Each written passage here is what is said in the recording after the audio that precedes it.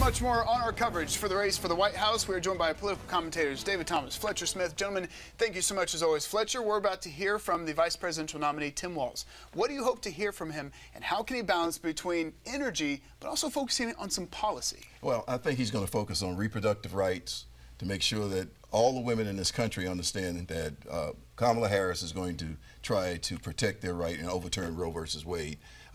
When she becomes president, she'll sign that into law.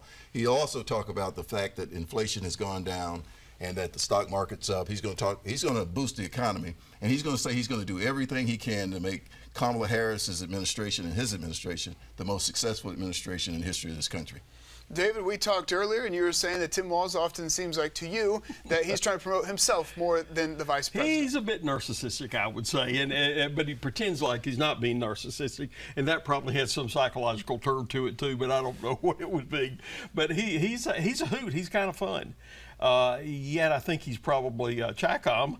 I mean, this is really weird and strange. He calls everybody else weird. I think he's weird. But 33 times to China and married the same day as the Tiananmen Square massacre. This is really unusual. And I think when we see the debate, that's what I'm looking forward to, is how much Vance will take apart that sort of persona, because the president, if she's elected, is not going to be strong enough to be able to do the kind of things. It will be Walz that will be pushing the envelope on all the things that Walz is interested in. So that's where I think we're ultimately going. Well, I mean, if you got to criticize a vice president, let's talk about those cat ladies with your guy. You know, he doesn't like cat ladies. And the fact is, Walz is going to be a great guy. He's a coach. He knows how to be a team player. And the fact of the matter is, he's not weird. He's actually in tune with the American people. He's a governor of a great state, and I expect he's going to do very well against your guy who's running for vice president.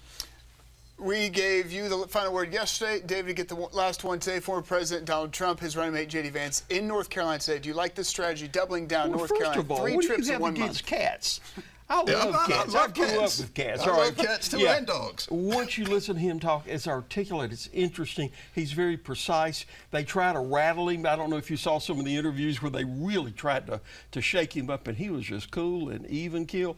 And people are going to get to love the guy, you know. And I thought, look, the next 83 days or so, going to be one of the most interesting times, and we are living history, and all of us have been living history for this past year. Quite a time to be alive.